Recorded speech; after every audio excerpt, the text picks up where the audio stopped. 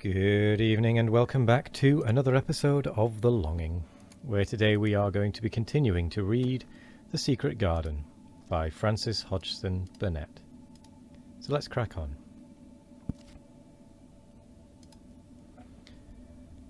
"The world's coming to an end," gasped Martha. "What is the matter with him?" asked Mary. "Nobody knows for sure and certain," said Martha. "Mr. Craven went off his head like when he was born. The doctors thought he'd have to be put in asylum. It was 'cause Mrs. Craven died like I told you. He wouldn't set eyes on baby. He just raved and said it'd be another hunchback like him, and it had better die." "Is Colin a hunchback?" Mary asked. "He didn't look like one." "He isn't yet," said Martha. "But he began all wrong. Mother said that there was enough trouble and raging in the house to set any child wrong. They was afraid his back was weak, and they've always been taking care of it, keeping him lying down and not letting him walk. Once they made him wear a brace, but he fretted so he was downright ill. Then a big doctor came to see him and made them take it off. He talked to other doctor quite rough in a polite way. He said there'd been too much medicine and too much letting him have his own way." "I think he's a very spoiled boy," said Mary.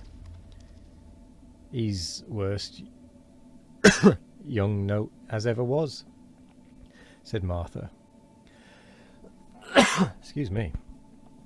I won't say as he hasn't been ill a good bit.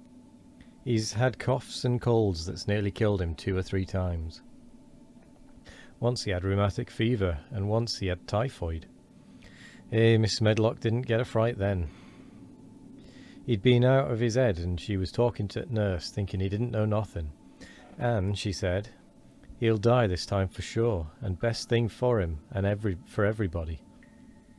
And she looked at him, and there he was with his big eyes open, staring at her, as sensible as she was herself.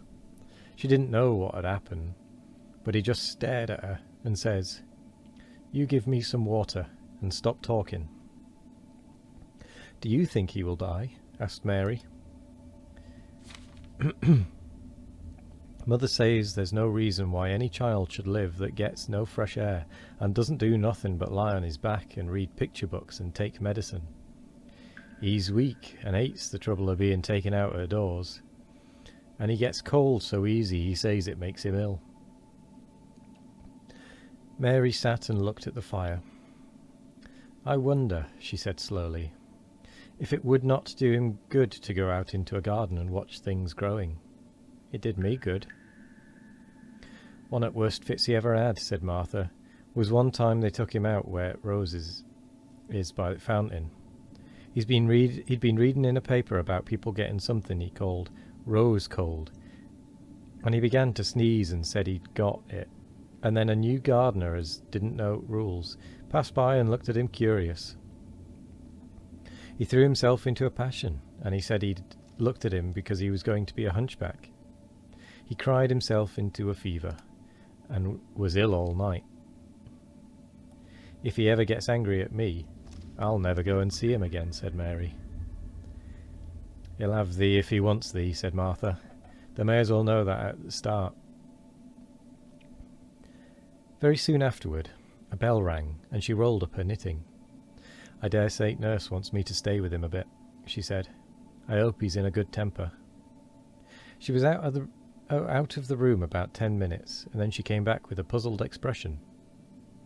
"Well, that has bewitched him," she said. "He's up on his sofa with his picture books. He's told the nurse to stay away until 6 o'clock. I'm to wait in the next room. The minute she was gone, he called me to him and says, 'I want Mary Lennox to come and talk to me. And remember, you're not to tell anyone. You'd better go as quick as you can.'" Mary was quite willing to go out quickly. She did not want to see Colin as much as she wanted to see Dickon, but she wanted to see him very much. There was a bright fire on the hearth when she entered his room, and in the daylight she saw it was a very beautiful room indeed. There were rich colours in the rugs and hangings, and pictures and books on the walls, which made it look glowing and comfortable, even in spite of the grey sky and falling rain. Colin looked rather like a picture himself. He was wrapped in a velvet dressing gown and sat against a big, broad, brocaded cushion. He had a red spot on each cheek. "Come in," he said.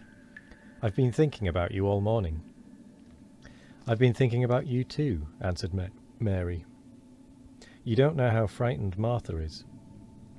She says Mrs. Medlock will think she told me about you, and then she will be sent away." He frowned. "Go and tell her to come here," he said. "She is in the next room." Mary went and brought her back. Poor Martha was shaking in her shoes. Colin was still frowning. "Have you to do what I please, or have you not?" he demanded. "I have to do what you please, sir," Martha faltered, turning quite red. "Has Medlock to do what I please?" "Everybody has, sir," said Martha. "Well then, if I order you to bring Miss Mary to me, how can Medlock send you away if she finds out?" "Please don't let her, sir," pleaded Martha. "I'll send her away if she dares to say a word about such a thing," said Master Craven grandly. "She wouldn't like that, I can tell you." "Thank you, sir," bobbing a curtsy. "I want to do my duty, sir." "What I want is your duty," said Colin, more grandly still. "I'll take care of you. Now go away." When the door closed behind Martha, Colin found Mistress Mary gazing at him, as if he had set her wondering. "Why do you look at me like that?" he asked her. "What are you thinking about?" "I'm thinking about two things." "What are they? Sit down and tell me." "This is the first one," said Mary, seating herself on the big stool. "Once in India I saw a boy who was a Rajah. He had rubies and emeralds and diamonds stuck all over him. He spoke to his people just as you spoke to Martha. Everybody had to do everything he told them in a minute. I think they would have been killed if they hadn't." "I shall make you tell me about Rajahs presently," he said. "But first tell me what the second thing was." "I was thinking," said Mary, how different you are from Dickon." "Who is Dickon?" he said. "What a queer name." She might as well tell him. She thought she could talk about Dickon without mentioning the secret garden. She had liked to hear Martha talk about him. Besides, she longed to talk about him. It would seem to bring him nearer. "He is Martha's brother. He is 12 years old," she explained. "He is not like anyone else in the world. He can charm foxes and squirrels and birds, just as the natives in India charm snakes. He plays a very soft tune on a pipe, and they come and listen." There were some big books on a table at his side, and he dragged one suddenly towards him. "There is a picture of a snake charmer in this," he exclaimed. "Come and look at it." The book was a beautiful one, with superb coloured illustrations, and he turned to one of them. "Can he do that?" he asked eagerly. "He played on his pipe and they listened," Mary explained, "but he doesn't call it magic. He says it's because he lives on the moor so much, and he knows their ways. He says he feels sometimes as if he was a bird or a rabbit himself. He likes them so. I think he asked the robin questions. It seemed as if they talked to each other in soft chirps." Colin lay back on his cushion, and his eyes grew larger and larger, and the spots on his cheeks burned. "Tell me some more about him," he said. "He knows all about eggs and nests," Mary went on, "and he knows where foxes and badgers and otters live. He keeps them secret so that other boys won't find their holes and frighten them. He knows about everything that grows or lives on the moor." "Does he like the moor?" said Colin. "How can he, when it's such a great, bare, dreary place?"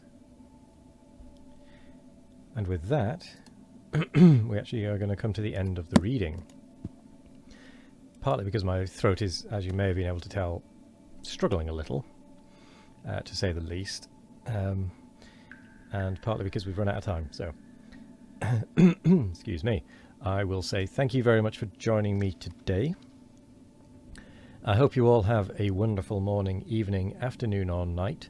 no matter what time of day it is, I hope you all have a wonderful one of it. And as always, we will be back tomorrow for more of The Longing. Goodbye.